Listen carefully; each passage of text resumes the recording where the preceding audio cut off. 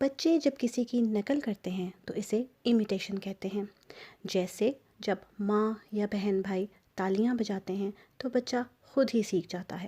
یا جیسے آج کل موبائل کا زمانہ ہے، بچہ کسی کھلونے کو بھی کان سے لگا کر ایسا ظاہر کرتا ہے کہ وہ فون پر بات کر رہا ہے.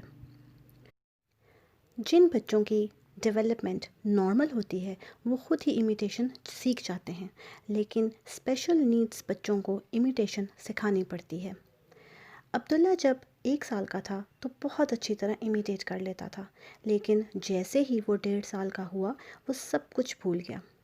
جب اس کا ڈائگنوزس ہو گیا اور اس کے سیشنز لینے شروع کیے تو اس میں امیٹیشنز کے گول بھی تھے.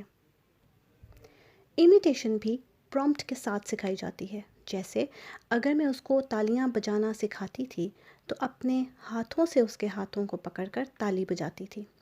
شروع میں فل فزیکل پرومپٹ دیتی تھی اور پھر آہستہ آہستہ صرف اپنے ہاتھوں سے اس کے ہاتھ پاس لاتی تھی اور چھوڑ دیتی تھی اور پھر وہ خود تالی بجاتا تھا. اسی طرح ٹیبل کو بجانا امیٹیشن میں، یا کوئی بھی پوئم ایکشن کے ساتھ کرنا.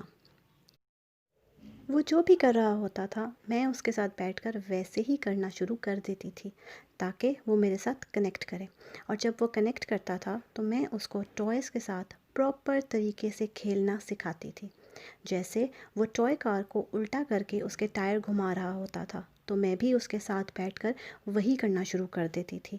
اور جیسے ہی وہ مجھے دیکھتا تھا یا خوش ہوتا تھا اور فوکس کرتا تھا، میں اس کا ہاتھ پکڑ کر گاڑی کو پش کر کے دکھاتی تھی اور اس طرح اسے سمجھ آ گیا تھا کہ پراپر طریقے سے کیسے کھیلنا ہے. جب آپ بچے کے ساتھ ویسا ہی کرتے ہیں جیسا وہ کر رہا ہے تو آپ اس کی دنیا میں داخل ہو جاتے ہیں اور وہ پھر آپ کو اپنی دنیا کا حصہ سمجھتا ہے. ایسا کرنا بہت ضروری ہے تاکہ بچے انٹریکٹ، امیٹیٹ، آئی کانٹیکٹ اور فوکس کر سکیں.